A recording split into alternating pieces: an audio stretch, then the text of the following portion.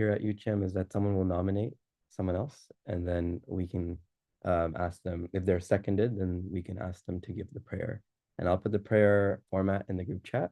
In the meantime, everyone, please feel free to turn on your videos. We're gonna get started. So we're just a few of us today, so it'd be nice if we can all just see each other.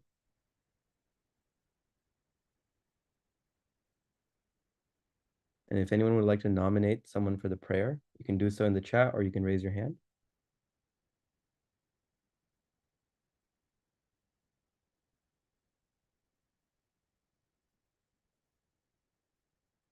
Do you have any nominations?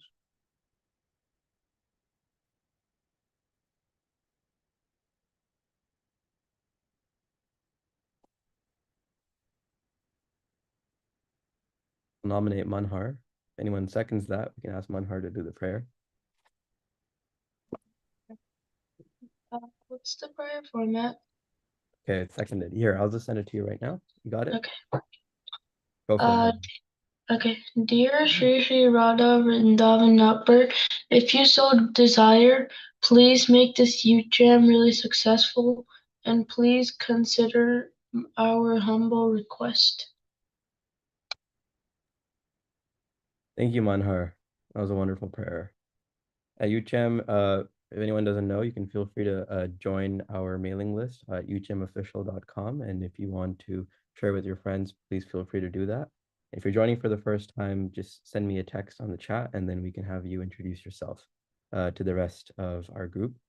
We know this is winter break, so I think a lot of our regular members are going off on Yatra, which is going to be happening the next 2 weeks. So we'll just try to keep our sadhana going over here today. We'll do some chad, we'll do some reading, and we'll have a little discussion.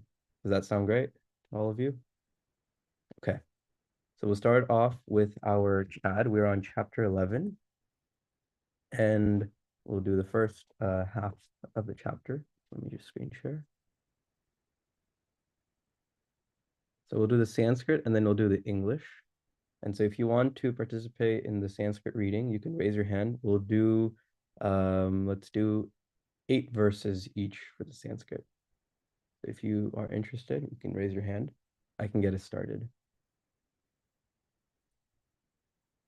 Arjuna Vacha Mad Anugrahaya Paramam Guhyam Adhyatma Samgitam Yatvayoktam Vachastena Mohoyam Vigato Mama Bhavapyayo hi bhutanam Shrutau vistarasho maya Vatta kamalapatraksha Mahatmyam api chavyayam Evametad nyathatvam Atmanam parameshvara Drashtum ichhami te rupam Aishwaram purushottama Manyase yadi tachakyam Maya drashtum iti prabho Yogeshwara tato me tvam Darshayatmanam avyayam Shri Bhagavan Uvacha Pashya me partha rupani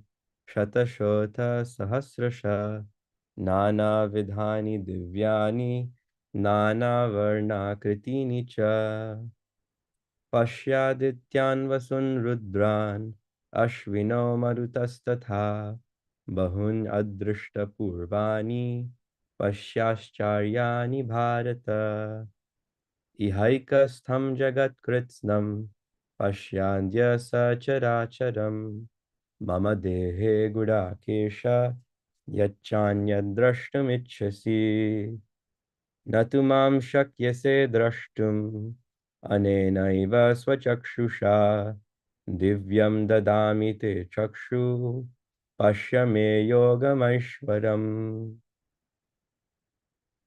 Does anyone want to continue the Sanskrit reading? If not, I'll just keep going. Sanjaya uvacha Evam uktva tato rajan Mahayogeshwaro hari Darshayam asaparthaya Paramam rupamaishwaram Anekavaktranayam Anekadbhuta darshanam Anekadivyabharanam दिव्यानेकोद्यतायुधम् दिव्यमाल्याम्बरधरं दिव्यगन्धानुलेपनं सर्वाश्चर्यमयं देवम् अनन्तं विश्वतोमुखम् दिवि सूर्यसहस्रस्य भवेद्युगपदुत्थिता यदि भासदृशी सा स्याद् भासस्तस्य महात्मना तत्रैकस्थं जगत्कृत्स्नं प्रविभक्तम् अनेकधा अपश्येद्देवदेवस्य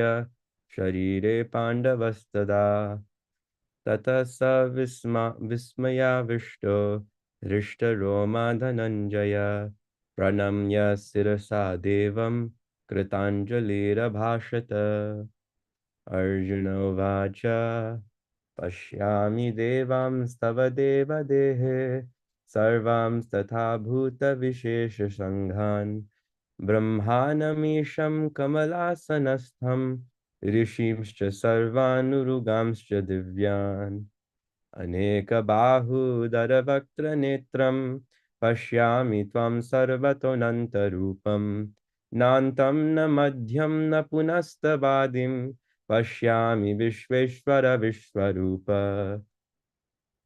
किरीटिनं गदिनं चक्रिणं च तेजोराशिं सर्वतो दीप्तिमन्तं पश्यामि त्वां दूरनिरीक्ष्यं समन्तात् दीप्तानलार्कद्युतिमप्रमेयम् त्वमक्षरं परमं वेदितव्यं त्वमस्य विश्वस्य परं निधानं त्वमव्ययः शाश्वतधर्मगोप्ता सनातनस्त्वं पुरुषो मतो मे अनादिमध्यान्तमनन्तवीर्यम् अनन्तबाहुं शशिसूर्यनेत्रं पश्यामि त्वां दीप्तहुताशवक्त्रं स्वतेजसा विश्वमिदं तपन्तम् द्वावा पृथिव्योरिदमन्तरं हि व्याप्तं त्वयैकेन दिशश्च सर्वा दृष्ट्वाद्भुतं रूपमुग्रं तवेदं लोक्यात्रयं प्रव्यथितं महात्मन्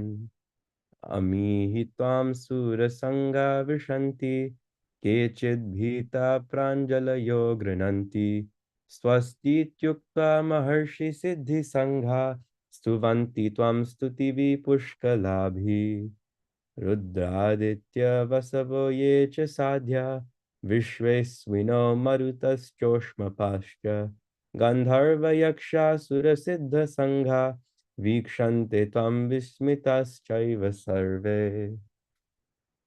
That concludes our Sanskrit portion. Now we'll be reading the English.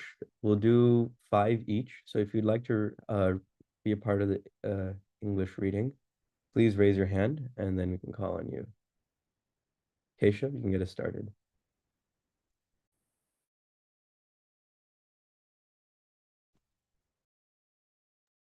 Oh, sorry. Arjuna said, by my hearing the instructions you have kindly given me about these most confidential spiritual subjects, my illusion has now been dispelled. O lotus-eyed one, I have heard from you in detail about the appearance and disappearance of every living entity, and have realized your inexhaustible glories. O greatest of all personalities, O supreme form, though I see you here before me in your actual position, as you have described yourself, I wish to see how you have entered into this cosmic manifestation. I want to see that form of yours. If you think that I am able to behold your cosmic form, O my Lord, O Master of all mystic power, then kindly show me that unlimited universal self. The Supreme Personality of Godhead said, my dear Arjuna, O son of Pritha, see now my opulences, hundreds of thousands of very divine and multicolored forms. O best of the Bharatas, see here the different manifestations of Adityas, Vasus, Rudras, Ashwini Kumaras, and all the other demigods. Behold the many wonderful things which no one else has ever seen or heard before. O Arjuna, whatever you wish to see, behold at once in this body of mine. This universal form can show you whatever you now desire to see, and whatever you may want to see in the future. Everything, moving and unmoving, is here completely in one place. But you cannot see me with your present eyes. Therefore I give you divine eyes. Behold my mystic opulence. Sanjaya said, O king, having spoken thus, the supreme lord of all mystic power, the personality of Godhead, displayed his universal form to Arjuna.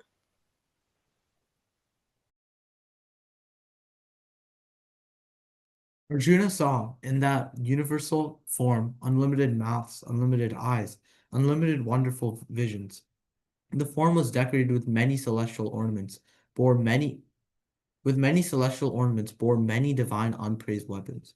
He wore celestial garments, garlands and garments, and many divine scents were smeared over his body.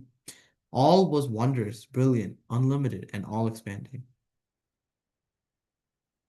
If hundreds of thousands of suns were to rise at once into the sky, their radiance might resemble the effulgence of the Supreme Person in that universal form. At that time, Arjuna could see in the universal form of the Lord the unlimited expansions of the universe situated in one place, although divided into many, many thousands.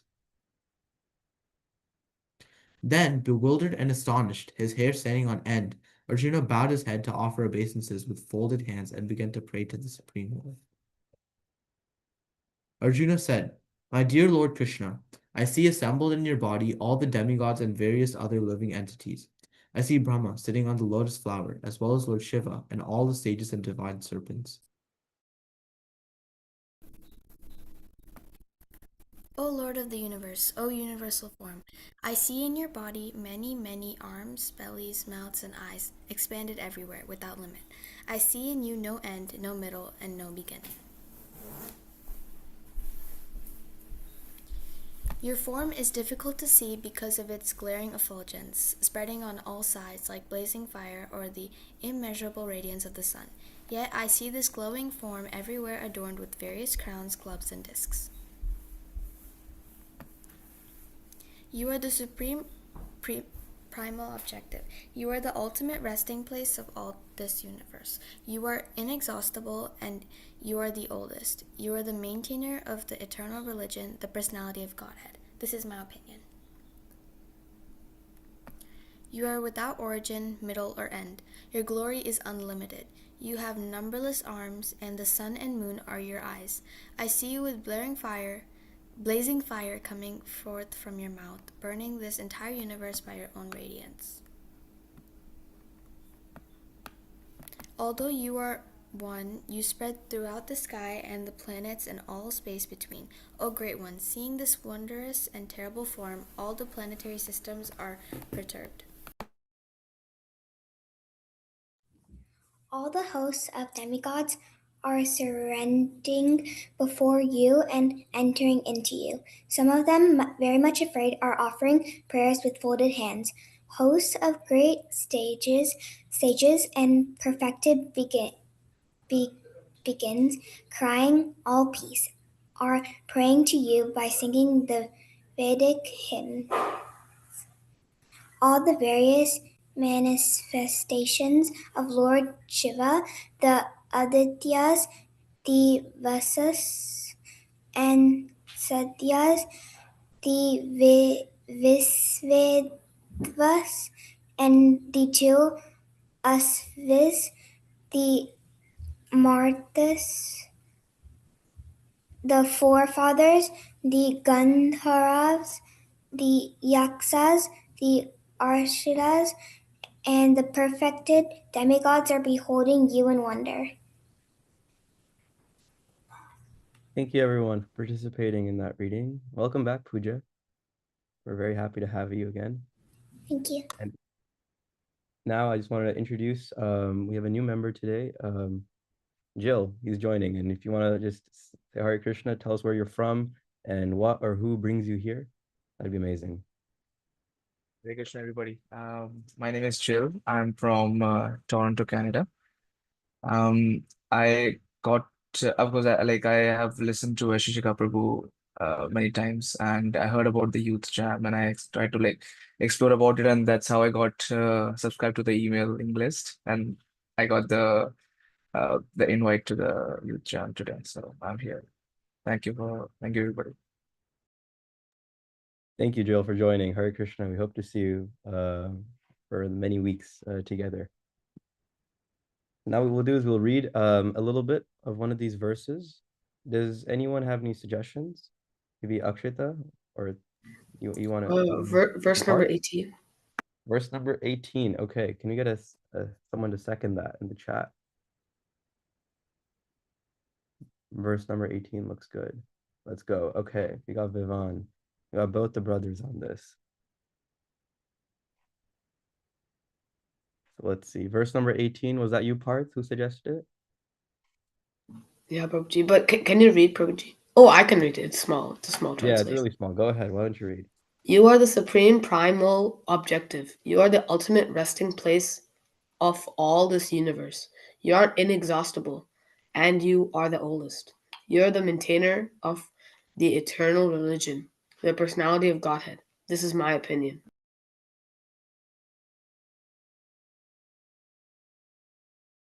Do you want to read the verse and the word to word also, Parth? What do you mean by the verse? Like, I don't know how to read the verse. The Sanskrit, or you can read the word to word itself. Yeah, I can read that. Yeah. You, Aksharam, the infallible, Param, supreme, Vedityam, to be understood, Tvam, you, Asya, of this, Vishvasya, universe, Param, supreme, Nidhamna, basis, Tvam, you, Avyad, inexhaustible, Sasvata, Dharma, Gopta, maintainer of the eternal religion. San Atana, eternal. Tvam, you. Purusha, the supreme personality. Mataha, me. This is my opinion. Do you want to give a little commentary on this verse, Parth? Maybe why you chose it or what you feel after reading it? Well, this verse really connects because it talks about how Krishna is like the supreme, right? It says that Krishna is the inexhaustible, Krishna is the oldest, the maintainer of eternal religion, the personality of Godhead, and it talks mostly about Krishna and how Krishna is the supreme. Thank you, Parth. Does anyone else want to share some commentary, some verses that they can relate to with this? This is a very foundational verse where it really defines who Krishna is. And Arjuna is praying to Krishna, seeing this wonderful form of his, and then saying these glories of Krishna. Does anyone have any connections that they could make? And feel free to raise your hand. Or you can even connect it to what we've read in the past in this chapter. Vivan, go ahead. I think this verse is, as you said, very foundational, and that everyone who's trying to practice Krishna consciousness very seriously should definitely take this into account. Just to always remain focused. And basically, what this verse is proving is that Krishna is the supreme, and Krishna, like, there's nothing greater than Krishna. And he says, "You are the ultimate resting place of all this universe." That means all the universe is supported by Krishna. So everything is maintained and everything is created and destroyed by Krishna. So yeah, I think it's really important for everyone to keep this in mind. Thank you, Vivan. You have a verse that kind of like shares that as well, and at like same point. It's in the Bhagavad Gita, very similar to what you were saying. Maybe I guess it could connect to the verse where it talks about Krishna being the taste of water and then stuff like that, because it's also talking about how like everything else is also supported by Krishna, and even the simplest of things are created by Krishna.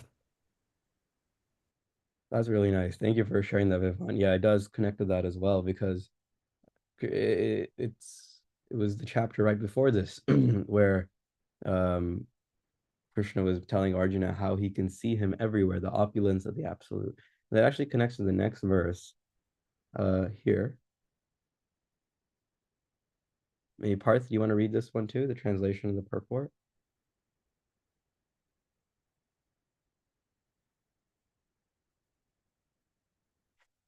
Maybe Parth might be away.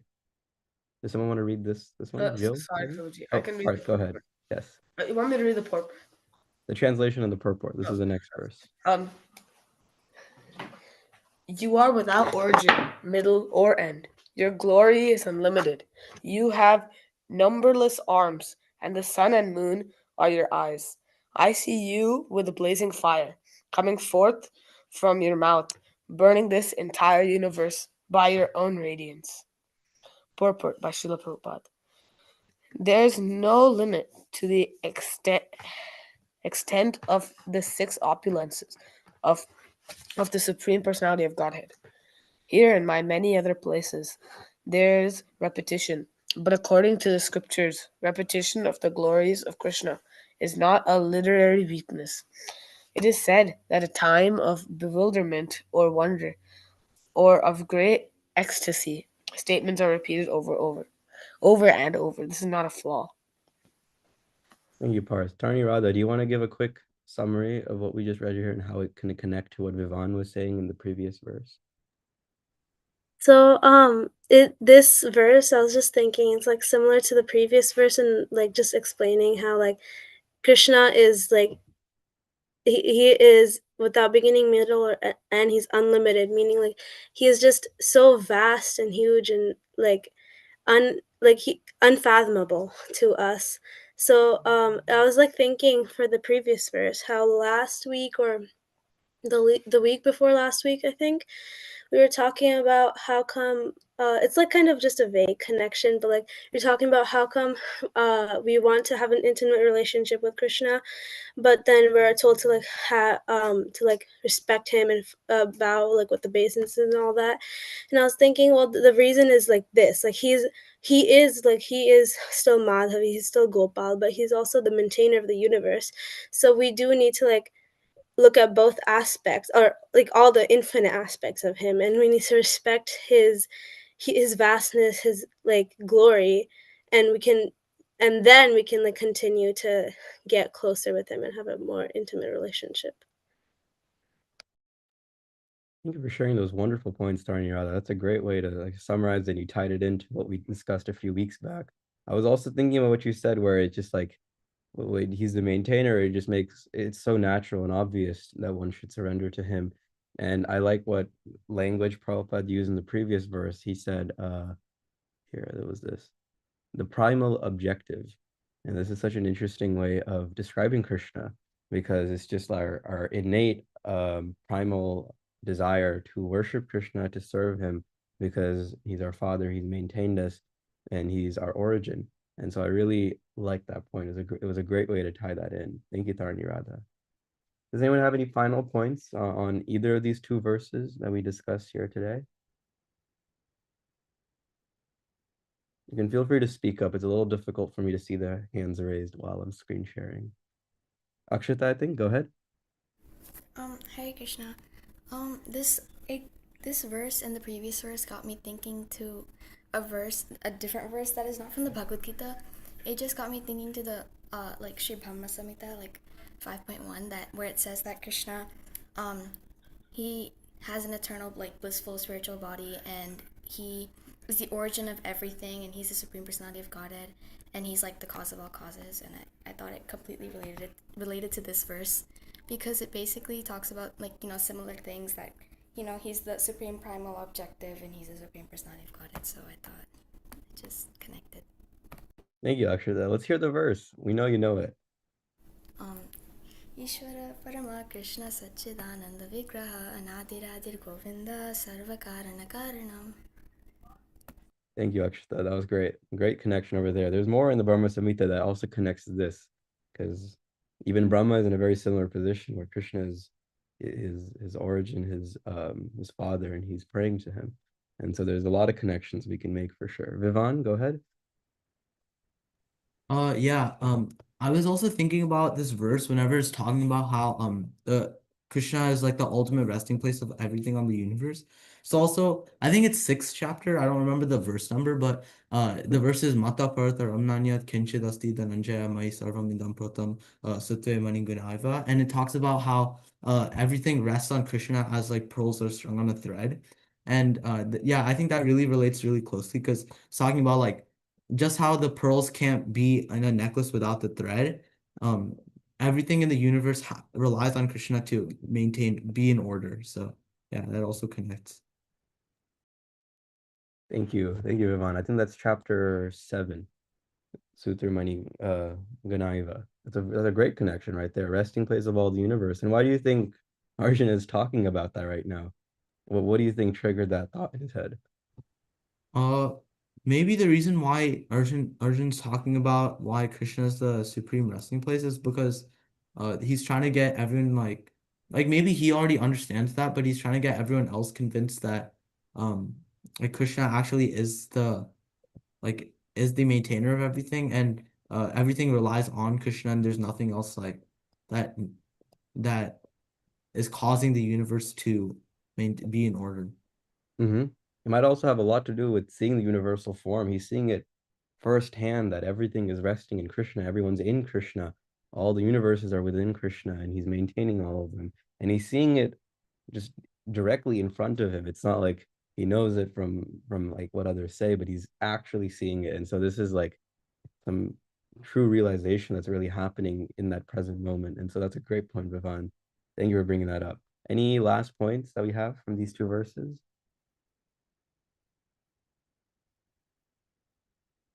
All right, we can move on then to our Prabhupada Lilamrita reading. And so we are on chapter 16 right now. And so does anyone remember what we read last week, just to give some context to those that weren't here of what's going on in the story right now?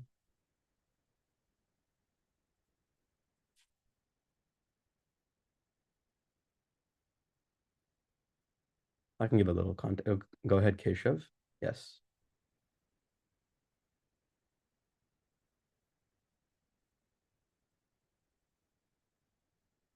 Keshav. We aren't able to hear you. You're unmuted, but we can't hear you. Can you hear me now? Yes, we can hear you. Go ahead. So I remember that last week we were talking about a reading actually, like how Prabhupada was staying with Dr. Mishra, and he also started giving lectures to some people. Mm-hmm. And yeah, he's just like exploring New York kind of. Yeah, the title of this chapter is Free to Preach, I believe, and it's how Prabhupada moved out of Mishra's house because he was not able to preach freely and speak freely. And so now he has his little own place in a little shoebox apartment without even a bathroom in it or shower. And so that's where he's now holding classes and he's staying there. But he's very happy because now he can actually preach Krishna consciousness very freely. And so now we're in the middle of one of his talks that he's giving, and we're just going to be continuing our reading from over there. If you'd like to participate in the reading, please just raise your hand. We will do 2 to 3 paragraphs depending on how long they are, so you can kind of judge yourself. If they're small, you can do 3. If they're big, you can do 2, or even 1 if they're really big. And so we'll do some reading right now. Mayuri, you can get us started. Although his audience may be momentarily enamored by what appears to be a description of Indian social customs, a careful listener can grasp the greater context of Prabhupada's speech. Everyone must accept a spiritual master. It's a heavy topic for a casual audience. What is the need of taking a spiritual master? Isn't this just for India? But he says everyone should have a spiritual master. What is a spiritual master anyway? Maybe he means that accepting a spiritual master is just another culture item from Hinduism, like the thread or the part in a woman's hair or the widow's dress. The audience can easily regard his discussion as a kind of cultural exposition, just as one comfortably watches a film about the living habits of people in a foreign land, although one has no intention of adopting these habits as one's own. The Swami is wearing one of those threads on his body, but that's for Hindus, and it doesn't mean that Americans should wear them. But these Hindu beliefs are interesting. Actually, Prabhupada has no motive but to present the absolute truth as he has heard it in disciplic succession. But if anyone in that railroad car shaped room were to ask himself, should I surrender to a spiritual master? who would be confronted by the existential presence of a genuine guru. One is free to regard his talk as one likes. In every step of one's life, the spiritual master guides. Now, to give such guidance, a spiritual master should also be a very perfect man. Otherwise, how can he guide? Now, here Arjuna knows that Sri Krishna is the perfect person. Therefore, he is accepting him. Sishyaste ham sadi mam tvam prapannam.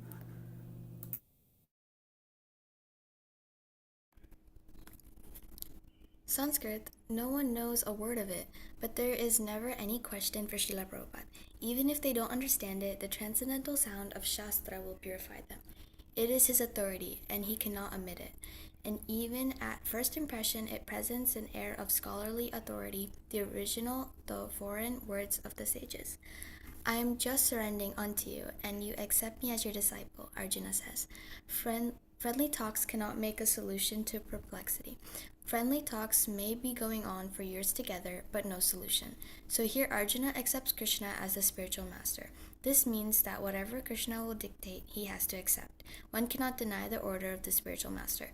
Therefore, one has to select a spiritual master by whose orders one will not commit a mistake.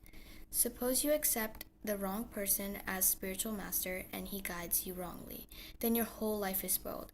So one has to accept a spiritual master whose guidance will make one's life perfect.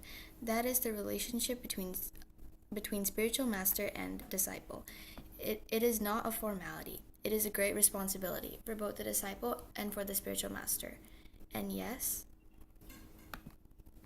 Student. But if the disciple is in ignorance before, Prabhupada.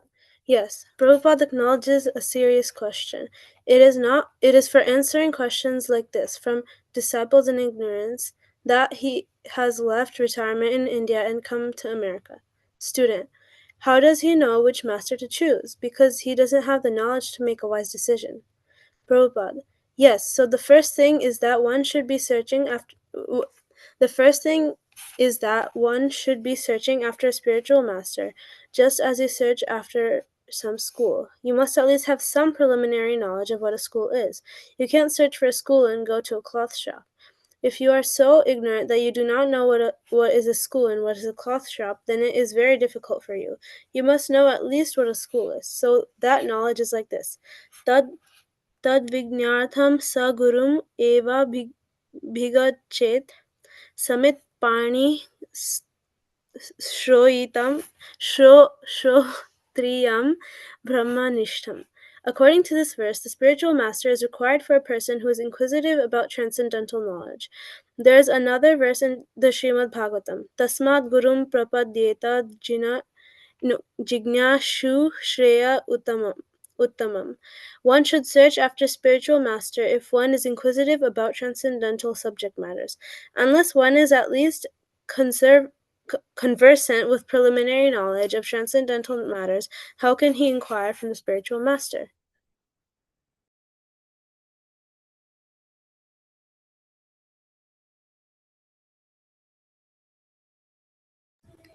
His questioner seems satisfied. The lecturer is not prepared speech on a specific subject, though grave and though though through in scholarship it ranges over several philosophical points.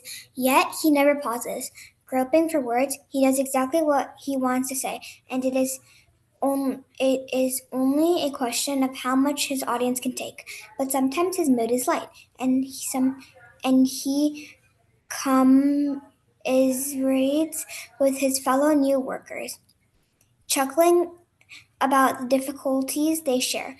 Suppose there is a heavy snowfall. The whole New York City is flooded with snow.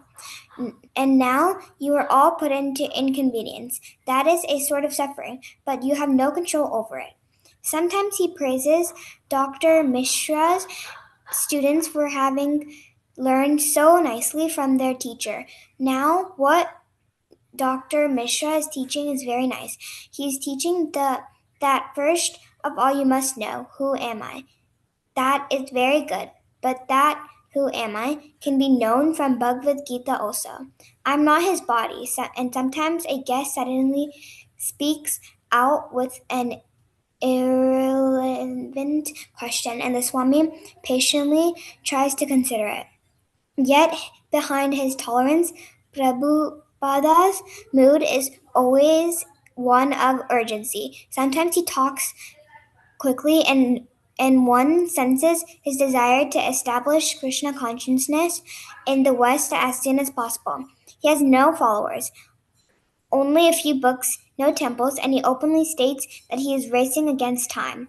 I am an old man. I could leave at any time.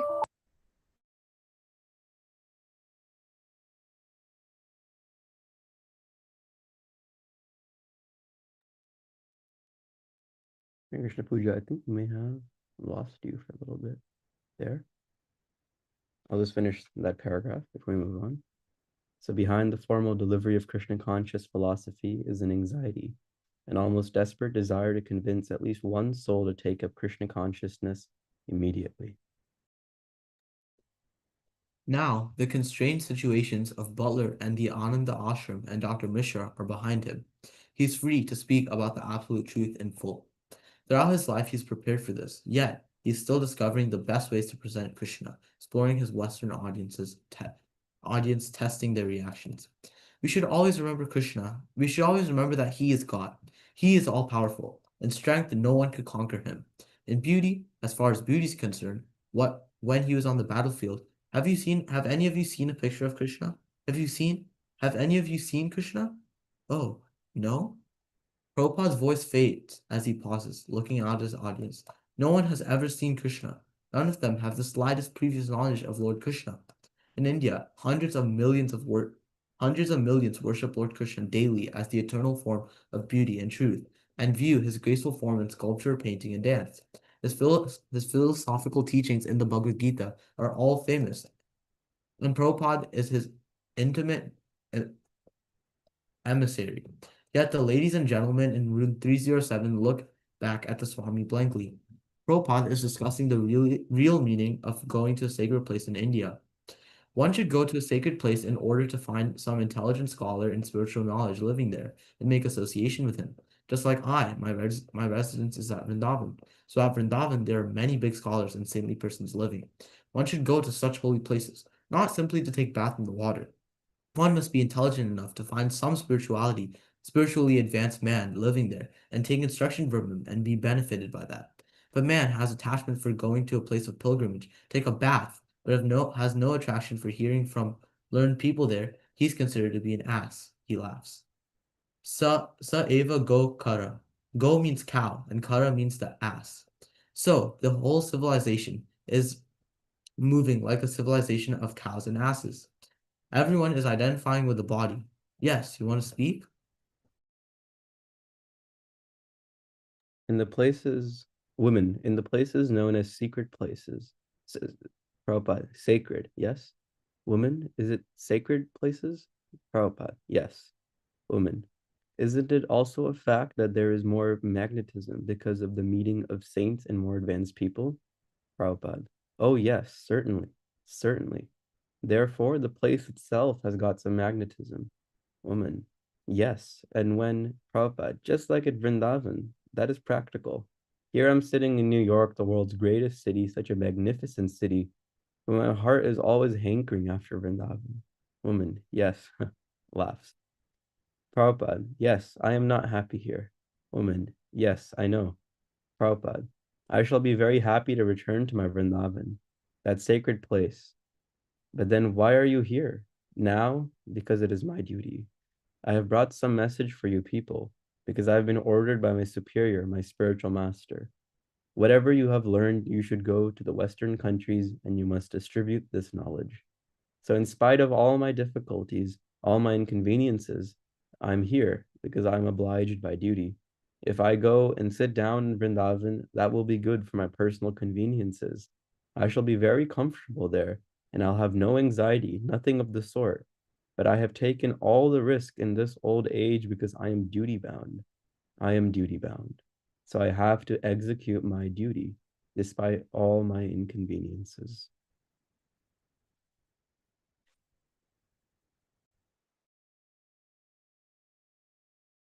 Keshav.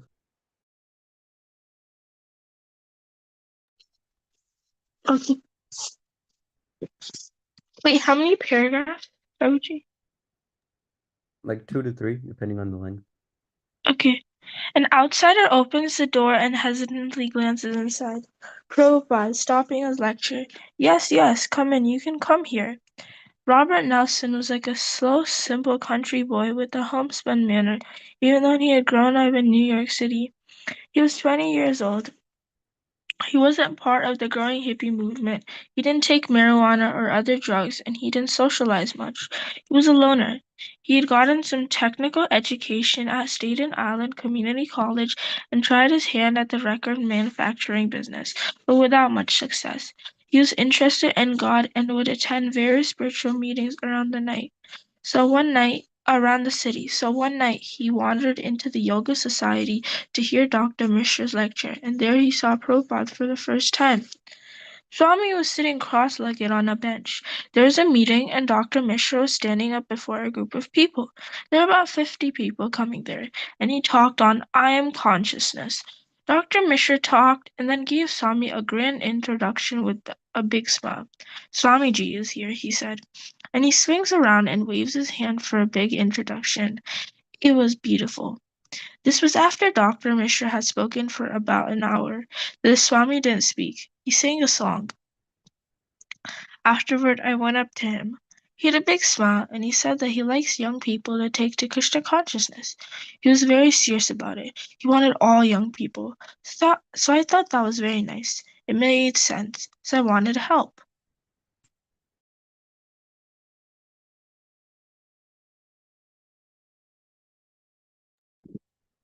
We stood there talking for about an hour. Mishra had a library in the back, and we looked at certain books, Arjuna, Krishna, chariots, and things. And then we walked around. We looked at some of the pictures of Swamis on the wall. By that time, it was getting very late, and Prabhupada said come back the next day at 10 to his office downstairs. The next day, when Robert Nelson went to room 307, Prabhupada invited him in. The room was clearly not intended to serve as a living quarters. There was no toilet, shower, chair, bed, or telephone. The walls were painted a dark, dismal color. Prabhupada showed Robert the 3-volume set of Srimad Bhagavatam, which Robert purchased for $16.50. Then Prabhupada handed him a small piece of paper with Hare Krishna mantra printed on it. Robert, while Swamiji was handing it to me, he had this big smile on his face, like he was handing me the world.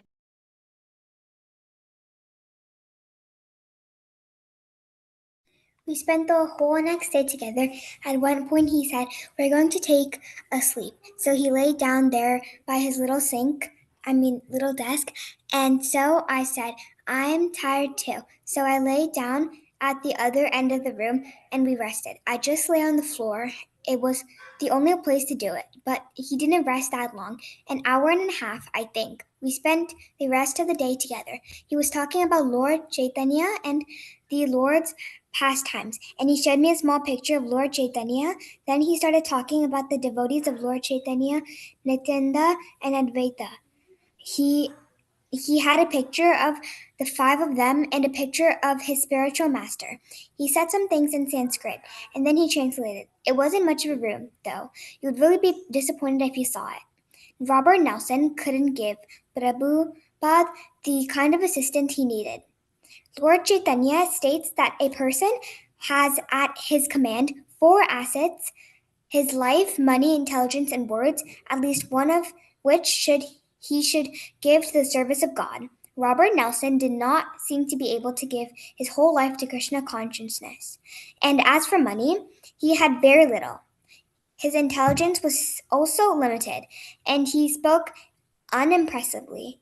Nor did he have a wide range of friends or contacts among whom to speak, but he was affectionated toward the Swami, and out of 8 million people in the city, he was practically the only one who showed personal interest in him and offered to help. From his experience in the record business, Mr. Robert, as Swamiji called him, developed a scheme to produce a record of Swamiji's singing.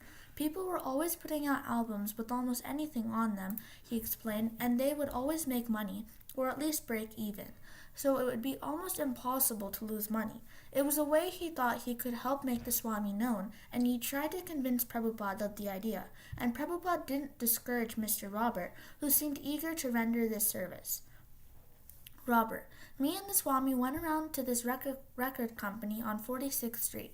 We went there and I started talking, and the man was all business. He was all business and mean. They go together. So we went in there with the tape, and we tried talking to the man. Swami was talking, but the man said he couldn't put the tape out. I think he listened to the tape, but he wouldn't put it out. So we felt discouraged, but he didn't say much about it.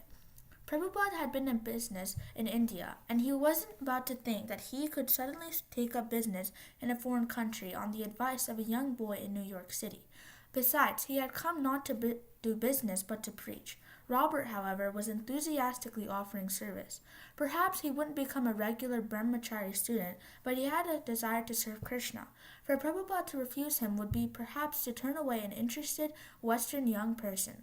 Prabhupada had come to speak about Krishna, to present the chanting, and if Mr. Robert wanted to help by arranging for an American record album, then that was welcome. Mr. Robert and the Swami made an old combination. Prabhupada was elderly and dignified, a deep scholar of the Bhagavatam and the Sanskrit language, whereas Robert Nelson was artless. Even in the Western culture, we and inept in worldly ways. Together they would walk. The Swami, wearing his winter coat with its Amazon fur collar, his Indian dhoti, and white pointed shoes. Mr. Robert was wearing an old khaki pants and an old coat. Prabhupada walked with rapid, determined strides, outpacing and lumbering, rambling, heaviest boy who had befriended him. Mr. Robert was supposed to help Prabhupada in making presentations to do businessmen and real estate men, and yet he himself was hardly a slick fellow. He was innocent. Robert, once we went over to this big office building on 42nd Street, and we went in there.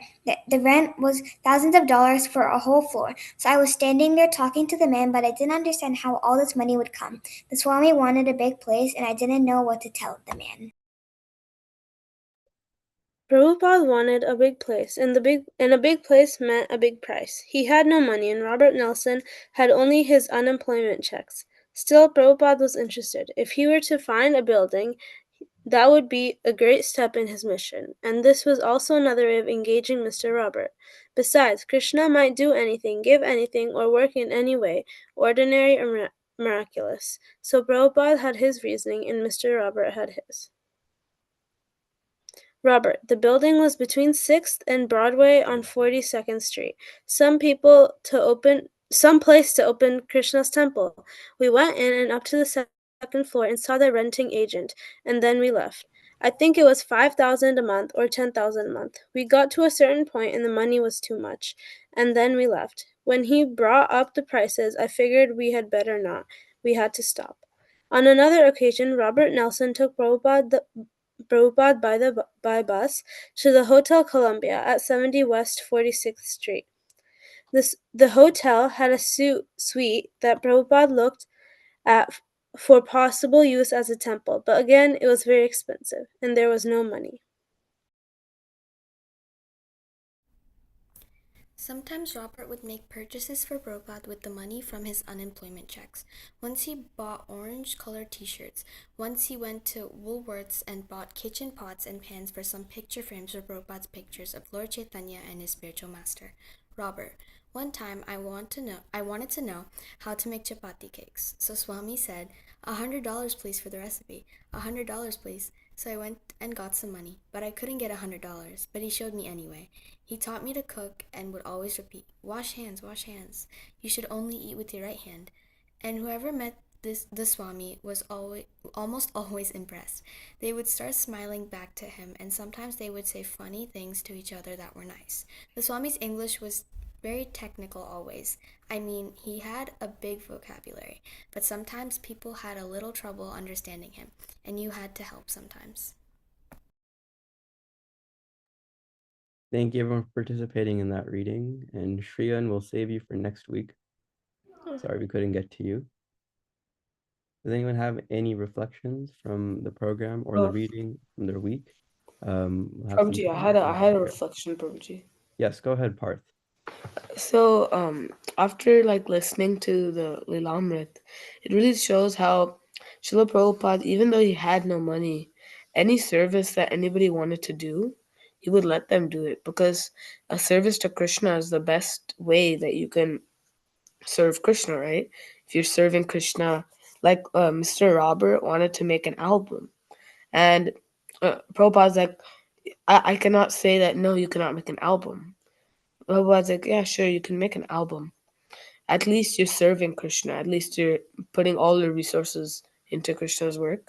And also, when I was listening, what I was hearing was that Prabhupada, he anything he could make into a temple, he wanted to make into a temple. Like he was gonna make a floor of a building into a temple, a suite into a temple, and he just wanted to put all the resources into into Krishna service. Thank you so much for sharing that, Parth. Haribol. Akshita? Hare Krishna. I feel like whenever we read Srila Prabhupada's Leelamrit, we always learn something new, or he stresses on a specific point that we can apply in our lives. And one of them was where he talked about how approaching a spiritual master is extremely important, and how if we don't approach a spiritual master, then our lives are ruined. And that got me thinking about the verse from Bhagavad Gita 4.34, which is Tadvitti pranipatena pariprashnena sevaya upadekshanti te jnanam jnaninas tattvadarshina. And I mean, it talks about pretty much the same thing, that we should try to learn, the truth by approaching a spiritual master.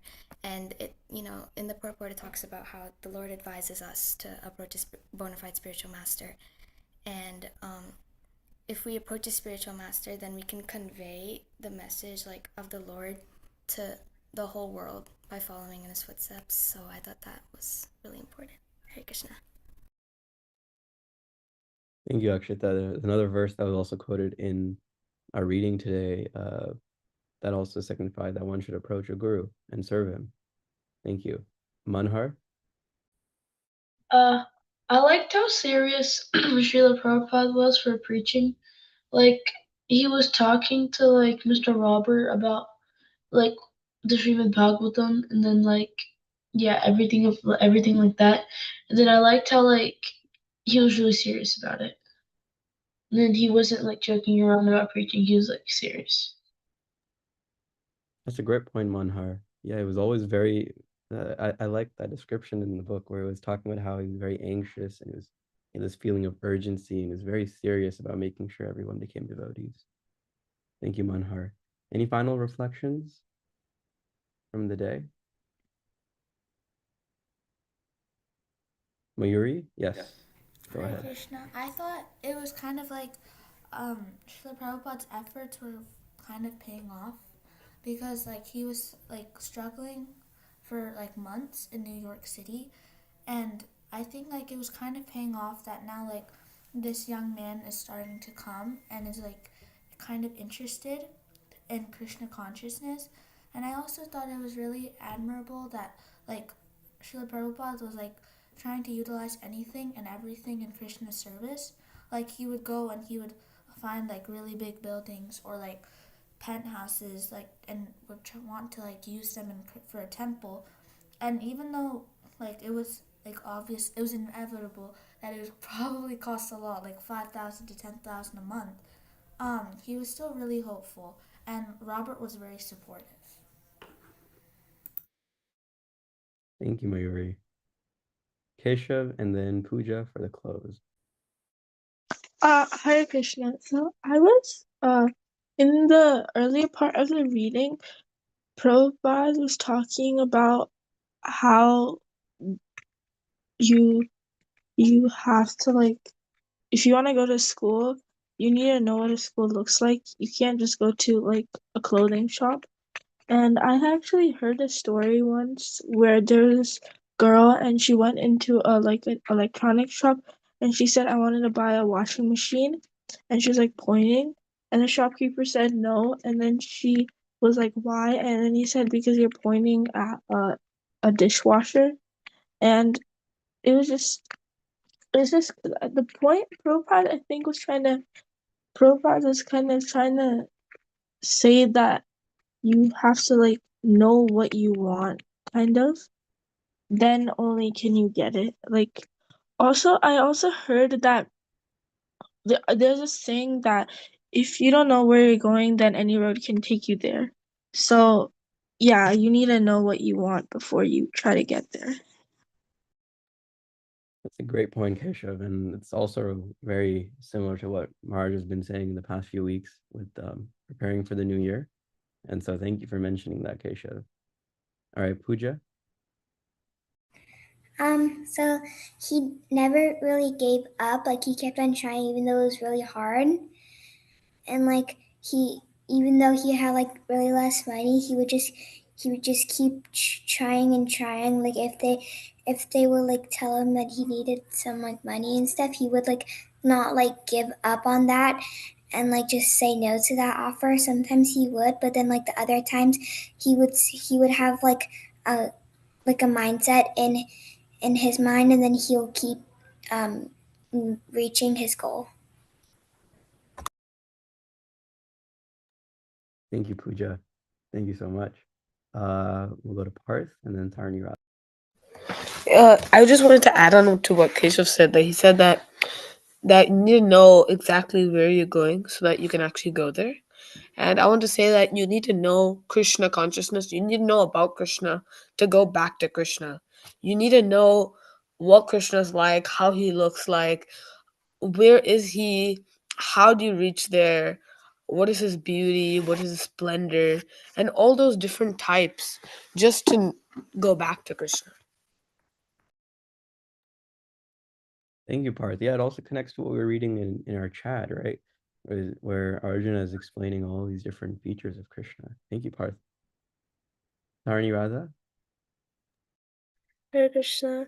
I also wanted to build off of Keshav's point where he said, you need to know where you're going, where you want to go, where your destination is before you choose a path.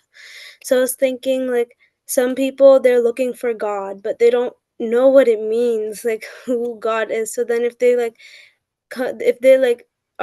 if they see the different paths, like there's different religions, right?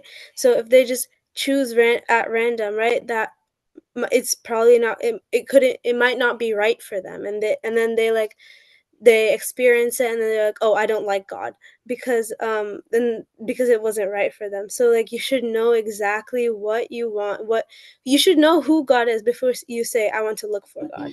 You should at least learn that like God is who's within me, who's the one, like the creator of this universe. You should know something about where you want to like go with God, with Bhagavan and Krishna, before you say you want him, because then you wouldn't know what you're looking for.